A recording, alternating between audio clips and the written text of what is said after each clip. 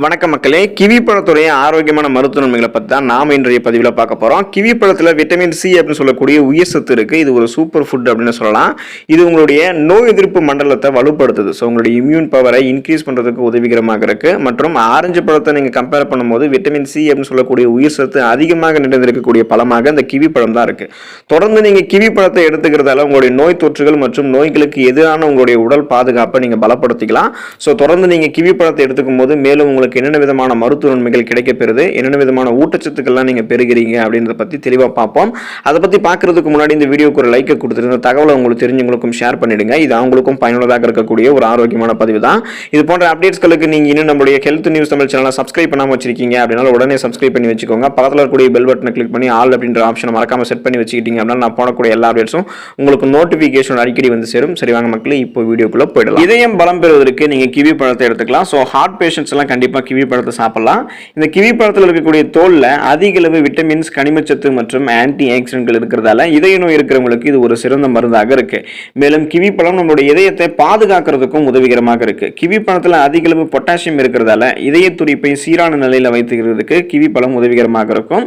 நம்மளுடைய immune power, நோய் எதிர்ப்பு சக்தியை அதிகரித்துக் கொள்வதற்கு நம்ம கிவி பழத்தை எடுத்துக்கலாம். நம்மளுடைய உடம்புல இருக்கக்கூடிய செல் சிதைவு நோய்களுக்கு காரணமான ரேடிக்கல்ஸ் உடைய வளர்ச்சியை தடுத்து நிறுத்தி நம்மளுடைய இம்யூன் பவர், நோய் எதிர்ப்பு சக்தியை அதிகரிக்கிறதுக்கு கிவி பழம் தான் உதவிகரமாக இருக்கு. மேலும் நம்ம கிவி பழம் சாப்பிடும்போது நம்மளுடைய உடல்ல நோய் வராமல் நம்ம தடுத்துக்கலாம். ஏன் அப்படின்னா நம்மளுடைய இம்யூன் பவர் இன்க்ரீஸ் ஆகிருக்கிறதால பல விதமாக சீசனை அட்டாக் ஆகக்கூடிய நோய்களை நம்ம தடுக்கலாம். நமக்கு இருக்கக்கூடிய நோய்களை நம்ம குணப்படுத்திக்கலாம். கண் பார்வை உங்களுக்கு ஆரோக்கியமாக இருக்கிறதுக்கு நீங்க கிவி பழத்தை எடுத்துக்கலாம். கிவி பழத்துல விட்டமின் சி அப்படின்னு சொல்லக்கூடிய உயிர் சத்து இருக்கிறதால கண் பார்வை அதிகரிக்கிறதுக்கு கிவி பழம் உதவிகரமாக இருக்கு. வயதானவர்களுக்கு வரக்கூடிய கண்புரை, கண் பார்வை மங்குதல், விழித்திரை சிதைவு, கண் நோய்கள் மற்றும் அதிக நேரம் கணினியில வேலை பார்க்கிறதால வரக்கூடிய கண் எரிச்சல் போன்றவற்றையும் குணப்படுத்துறதுக்கும் கிவி பழம் உங்களுக்கு உதவிகரமாக இருக்கு. ஸோ ஒட்டுமொத்தமாக கண்கள் சார்ந்த பலவிதமான பிரச்சனைகளை குணப்படுத்திக் கொள்ள வராமல் தடுக்க கிவி பழத்தை எடுத்துக்கோங்க. மாரடைப்பு சரி செய்ய, மாரடைப்பு வராமல் தடுக்க கிவி பழத்தை நீங்க எடுத்துக்கலாம். ரத்தத்தில் இருக்கக்கூடிய சிகப்பணுக்கள் ஒன்றாக சேர்ந்து, அதாவது உங்களுடைய ரெட் பிளட் செல்ஸ் எல்லாம் ஒன்றாக சேர்ந்து ரத்த குழாய்கள்ல அடைப்பை ஏற்படுத்தி இதயத்திற்கு ரத்தம் செல்லாமல் இருக்கிறது தான் மாரடைப்பு பிரச்சனை ஏற்படும். மாரடைப்பு இருக்கிறவங்க இந்த கிவி பழத்தை தொடர்ந்து சாப்பிடுவதன் மூலமாக ரத்த கட்டிகள் உருவாகி ஹார்ட் அட்டாக் வராமல் தடுக்கிறதுக்கு கிவி பழம் உதவிகரமாக இருக்கும்.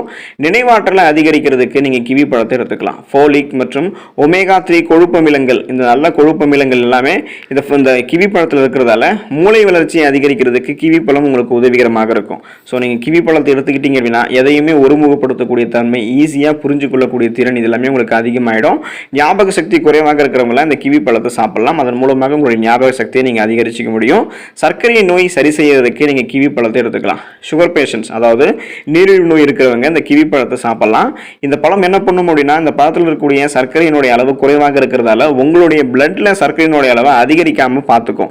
மேலும் இதை நீங்க தொடர்ந்து எடுத்துக்கிட்டு இருக்கீங்க அப்படின்னா உங்களுடைய பிளட்ல சுகருடைய அளவு வந்து பார்த்தீங்கன்னா கண்ட்ரோல் பண்ணிடும். அதே போல குறைக்கவும் ஆரம்பிச்சோம். ஸோ சர்க்கரை நோய் கொஞ்சம் கொஞ்சமாக குணப்படுத்திக் கொள்வதற்கு நீங்க கிவி பழத்தை எடுத்துக்கலாம்.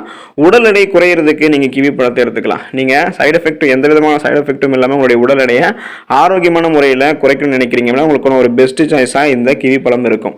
பருமனாக இருக்கிறவங்க உடல் எடையை குறைப்பதற்கு இந்த கிவி பழத்தை சாப்பிடலாம். ஆரஞ்சில் 20.9 கலோரிகள் இருக்கு.